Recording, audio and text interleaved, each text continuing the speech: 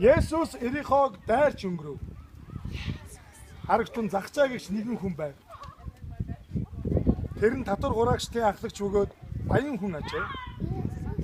Есүс хинбэ гэж болохыг харахаар зүтгэж байсан боловч биеэр баг тул цугласан олноос болоод харж чадахгүй байваа. Тэгээд тэр гүйж түүнийг харах гэж инжирийн модонд авиран гарав. Учир нь Есүс тэр замаар дайрч өнгөрөх гэж байв.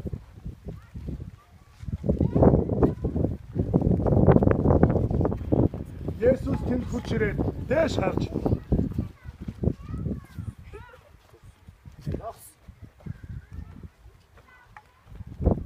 Захчаа буугаад өөдөө би тараад орох гэж хэлж гинэ.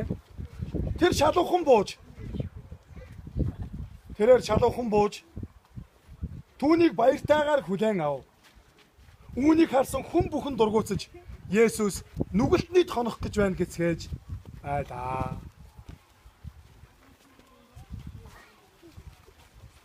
Араас дагаа.